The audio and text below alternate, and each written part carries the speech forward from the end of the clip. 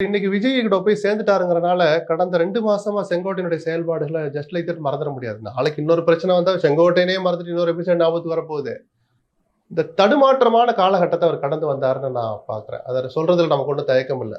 நான் ஜாதகத்தில் நம்பிக்கையுள்ள ஆளு. கொஞ்சம் நேரம் சரியில்லாத சூழல் தான் அந்த கடந்த 3 மாத காலம் தான் நான் எடுத்துக்குவேன். ஏன்னா நாம இந்த முடிவு தான் எடுக்க போறோம் அல்லது அதிமுக தொடர போறது இல்லை, தொடர்ற சூழல்ல எடப்பாடி நம்மளை வைக்கல, அவர் நம்மளை பழி வாங்குகிறார், நம்மளை அவமானப்படுத்துறான்னு உள்ளூர தனி மனிதராக செங்கோட்டையனுக்கு நல்லாவே தெரியும்ல.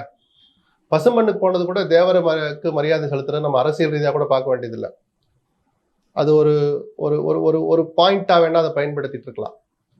அதிமுக தொடர போறது இல்லை, திமுக சேர்றதுக்கு நம்ம மனசு ஒத்துக்கலைன்னா அந்த பிரஸ் மீட்டையே செங்கோட்டையன் தவிர்த்து இருக்கணும்.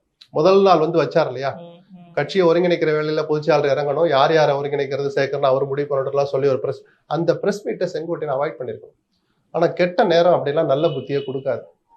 ஏன்னா இவ்வளவு பெரிய ஒரு ஸ்டேச்சர் உள்ள ஒரு தலைவர் ஸ்தானத்துல இருக்கிற ஒருத்தர் இத்தனை தடுமாற்றங்கள் மாறி மாறி பேசினது, என்ன செய்யறன்னு தெரியலங்கிறது உள்ளுக்குள்ள மனப்போராட்டம் நடத்தலாம். உலகமே பார்க்குற அளவுக்கு வெளிப்படையா அந்த நாடக காட்சிகளை அல்லது உங்களுடைய வாழ்க்கையில் நடக்கிற காட்சிகளை வெளியில அம்பலப்படுத்தி இருக்க கூடாது.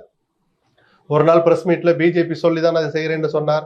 அப்புறம் 2 நாள் கழிச்சு இல்ல பிஜேபியில எதுவும் சொல்லலைன்னா இந்த தடுமாற்றம் எதுக்கு?